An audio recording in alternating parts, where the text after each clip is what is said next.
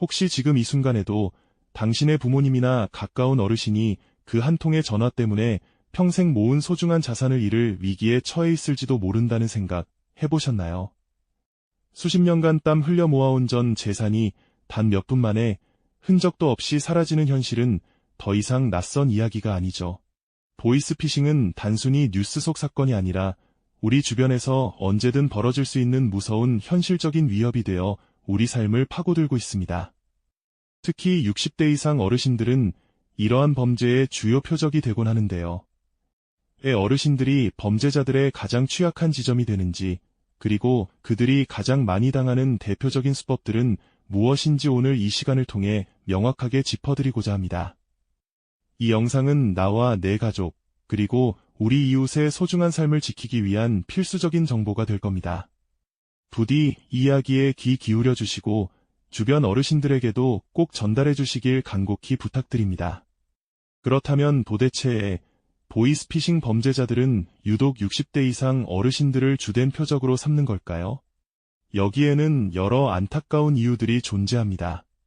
먼저 급변하는 디지털 세상의 흐름을 따라가는데 어려움을 느끼시곤 하죠. 새로운 기술이나 정보에 대한 접근성이 낮아 범죄 수법에 대한 최신 정보를 접하기 쉽지 않은 경우가 많습니다. 또한 사회적 활동이 줄어들면서 느끼는 외로움은 낯선 이의 친절한 말 한마디에도 마음의 문을 쉽게 열게 만드는 약점이 되기도 합니다. 무엇보다 자식이라면 그저 무조건 믿고 싶으신 자녀를 향한 깊고 뜨거운 사랑은 범죄자들이 가장 교묘하게 파고드는 심리적 취약점이죠. 여기에 공권력에 대한 전통적인 신뢰와 법적 처벌에 대한 막연한 두려움까지 더해져 어르신들은 자신도 모르는 사이에 위험한 덫에 걸려들게 되는 경우가 많답니다. 이러한 배경을 악용해 범죄자들은 오늘도 교묘한 수법으로 어르신들의 지갑을 노리고 있습니다. 자, 이제 어르신들이 가장 흔하게 당하시는 보이스피싱 수법들을 하나씩 자세히 살펴보겠습니다. 첫 번째는 바로 자녀 사칭 수법입니다. 아마 주변에서 한 번쯤은 들어보셨을 겁니다. 엄마, 나 핸드폰 고장났어. 이 말 한마디로 시작되는 악몽 같은 시나리오죠. 딸이 보낸 줄 알았던 문자 한 통, 엄마, 나 핸드폰 액정이 깨져서 수리 중이야. 급해서 그런데 이 번호로 연락 좀 해줘. 이 문자를 시작으로 어르신들은 낯선 번호의 카카오톡이나 다른 메신저로 유도됩니다. 이후 범죄자들은 자녀인 척하며 급하게 돈이 필요하다. 결제할 게 있는데 내 폰이 안 돼서 엄마 폰으로 대신 좀 해줘 같은 긴급한 상황을 연출합니다. 자녀의 프로필 사진을 도용하고 말투까지 흉내내며 어르신들의 판단력을 흐리게 만들죠. 자녀에 대한 걱정과 사랑 때문에 어르신들은 무심코 요구하는 대로 계좌 이체를 하거나 개인 정보까지 넘겨주는 경우가 많습니다. 자식에게 혹시라도 해가 될까봐 혹은 자식이 급한데 내가 도와주지 못할까 봐 애타는 마음을 이용하는 정말 비열한 수법이죠.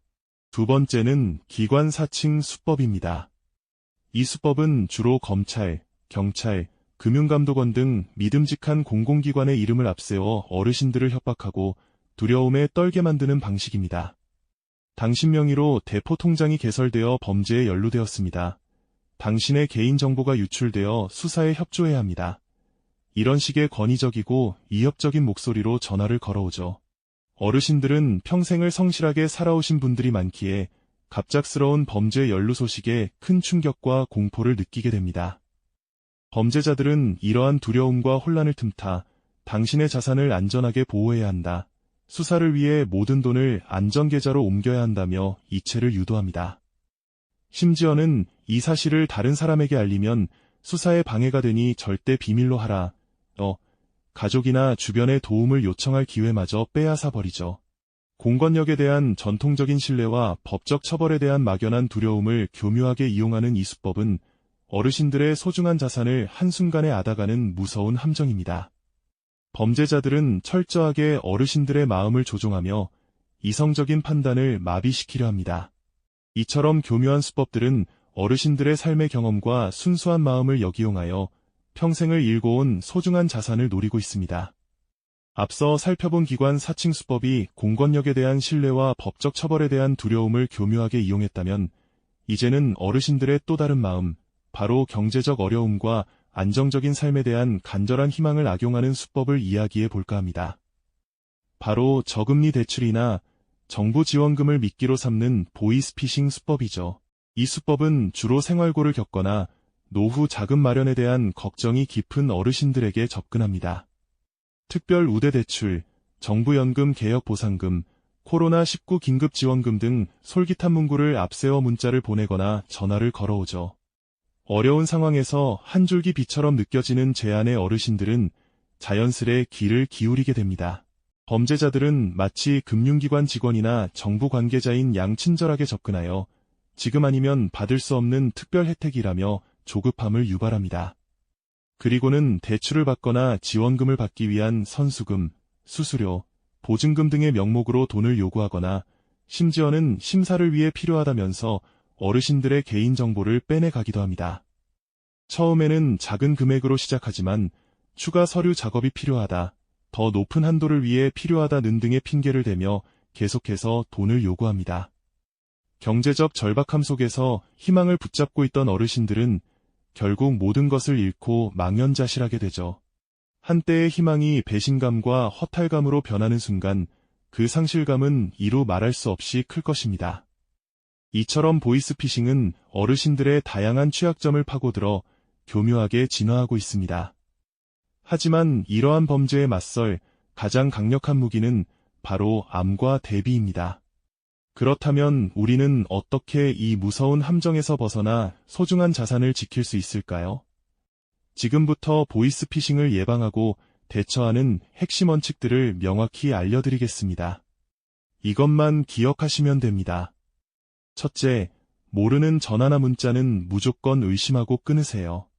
어떤 기관이든 어떤 내용이든 불분명한 출처의 연락은 일단 의심하는 것이 가장 중요합니다. 특히 돈이나 개인정보를 요구한다면 100% 보이스피싱이라고 생각하셔야 합니다. 급박한 상황을 연출하며 판단을 흐리게 만들더라도 한 박자 쉬고 침착하게 대응하는 것이 필요합니다. 둘째, 가족에게 반드시 확인하는 습관을 들이세요. 자녀나 기관을 사칭한 전화나 문자를 받았다면 절대 당황하지 마시고 해당 기관의 공식 대표번호나 가족의 다른 연락처로 직접 전화해서 사실 여부를 확인해야 합니다. 범죄자들은 이 사실을 알리면 수사에 방해가 된다거나 비밀로 하라고 협박하지만 이는 가족과 소통할 기회를 막기 위한 술책일 뿐입니다. 셋째, 어떠한 경우에도 개인정보나 돈을 이체하지 마세요. 검찰, 경찰, 금융감독원 등 어떤 기관도 전화나 문자로 개인정보를 요구하거나 안전계좌라며 돈을 이체하라고 지시하지 않습니다. 이는 모두 범죄 수법이니 절대 속지 마십시오. 또한 출처를 알 수 없는 앱 설치를 요구한다면 무조건 거절해야 합니다. 악성 앱은 스마트폰을 장악하여 개인정보를 유출시키는 통로가 됩니다. 넷째, 의심스러운 상황이 발생하면 즉시 110이나 금융기관에 직접 연락하세요. 경찰청 112, 금융감독원 1332, 각 은행 대표번호 등 공식적인 연락처를 통해 상담을 요청하는 것이 가장 안전하고 확실한 방법입니다. 혼자서 끙끙 앓거나 주저하지 마시고 전문가의 도움을 받는 것이 중요합니다. 사랑하는 가족과 이웃의 소중한 삶을 지키는 일은 결코 남의 일이 아닙니다. 보이스피싱은 끊임없이 진화하며 우리 주변의 가장 소중한 사람들을 노리고 있습니다. 지금 당장 이 정보를 당신의 부모님이나 가까운 어르신들에게 전달하고 함께 대화하는 것이 그들을 지킬 수 있는 유일한 방패이자 가장 강력한 무기임을 잊지 마십시오. 우리의 작은 관심과 한마디가 누군가의 평생을 지킬 수 있습니다. 오늘 이 이야기가 단 한 분의 피해라도 막을 수 있다면 그것으로 충분합니다. 부디 이 메시지가 널리 퍼져 더 이상의 안타까운 피해가 발생하지 않기를 간절히 바랍니다. 우리가 함께 노력한다면 이 무서운 범죄의 사슬을 끊어낼 수 있을 것입니다.